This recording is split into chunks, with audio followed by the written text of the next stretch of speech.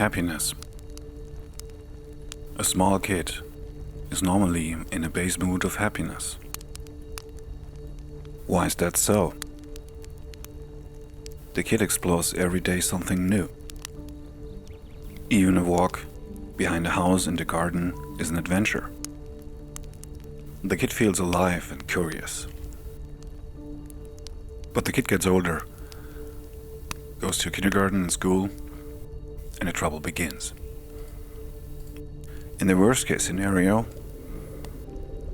the carefree toddler became a depressive wreck who struggled through the years, who had to fit in and function within an existing system. It was not the hardship of life that had an effect on the child's happiness, but rather the messages conveyed to the child. Messages like, "You're not enough. You're just too stupid for this," can lead to an existential crisis. The child will seek out and play a role that generates more positive feedback from the people around it.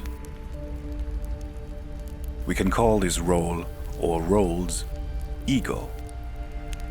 The person might even become over time completely absorbed in these ego roles as they generate reproducible positive feedback that increases their dopamine levels.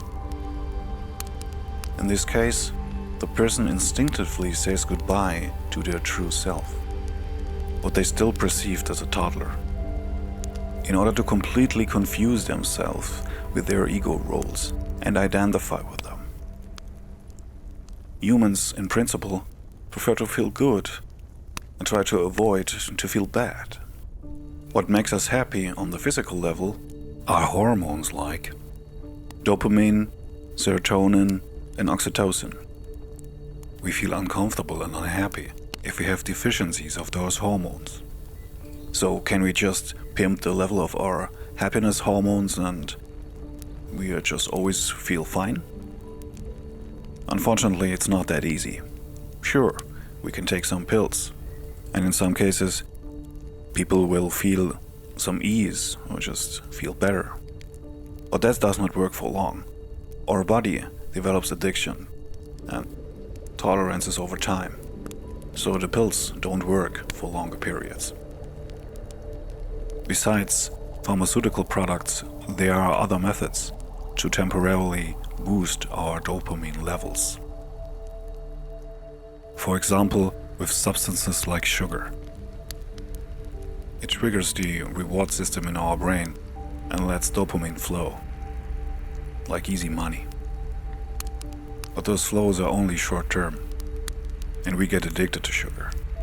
In fact, we might even need more and more sweets to get the same feeling. But this will lead to obesity and will also have negative effects on our well-being. We might move less and less, get fatter and fatter, and feel worse and worse. A downward spiral begins, and as longer you stay in that state, the more difficult it becomes to leave it. So much about the hormonal conditions surrounding well-being. So what would be actually a healthy way to increase the moments we are happy instead of sad and depressed? The good news is it's all in your head, and it can be changed. The bad news? How do you repair your head when the tool to repair it is your head? The effectiveness of the hormones depend heavily on our mindset and thoughts. First of all, we should really stop judging. Stop judging yourself. Stop judging others. Start to observe things. Start to find out what's the root cause of things. Things like causalities, and not in a right or wrong way. As long as you judge, you will always fall back into the feeling of, I'm too weak, or I'm not enough. If you observe, you will understand better what's really going on and what exactly you can change to improve things. So in the end, happiness and depression are both just illusions. To understand this is a major step, because we can change or exchange the illusions in our head. If you, for example, work on some painting, you can feel happy in the creative process, feel alive and have a good mood, doing it for yourself, because you want to, because you are curious where the creative process will lead you. Or you can work on a painting and feel like it's completely senseless and nobody will care or be interested in my painting. No matter how you think or feel about it, the day will pass. The question is, was it a good or happy day? Or was it another sad, depressed and unfulfilled day? That is up to you. And your subconscious beliefs, especially expectations. If you expect something and it does not happen, then you're disappointed. So maybe you can work on limiting your expectations, focusing less on the expected outcome than in the process of the here and now. What can we really expect from the outside world? Do we always do what others expect from us? We probably don't even meet our own expectations that we have about ourselves. So why expect anything from anybody else? It can be hard or even impossible to heal or get rid of ridiculous ego roles we built in decades, with this sense of some kind of returning to the true self we experienced when we were little kids. Maybe we must not open Pandora's box of our subconsciousness completely. It may have its sense why some things are hidden from consciousness, as we are not able to deal with them. They can be overwhelming, or we're simply not mature enough to handle these. So instead of expecting or fighting for complete healing, we may work step by step and celebrate each step we reach. And maybe sometimes we may take one step forward and 2 steps back. That's okay. The process is not a straight line. In the end, mostly we will work with compromise. Find a way of thinking and behaving that our daily life, interactions with other people, meeting our needs, is functional without harming or hurting others.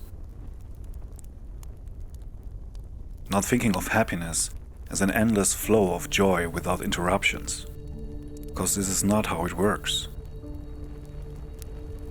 Even if a cheesecake is a great thing, you can't eat cheesecake all day long, every day, until you die. Cheesecake is only great if you enjoy it from time to time. It's yin and yang. The good can't be seen without the existence of the bad. Happy days are especially enjoyable when we also have bad days. The happiness doesn't come from what actually happens, but instead of what we think about what happened. Surely there will be tragic events in our lives, like an accident or loss of a loved one. Grief and loss is part of our lives. Besides those times of grief, there is not much reason to be unhappy or suffer in normal times. If we feel unhappy, it's not because of the given situation, but what we think about the situation. When we understand that, we can work with that. Write down on a piece of paper 3 major thoughts you have about some topic that actually makes you unhappy. On the right side, write down what you could think instead of that topic. Some positive message, some solution to the problem.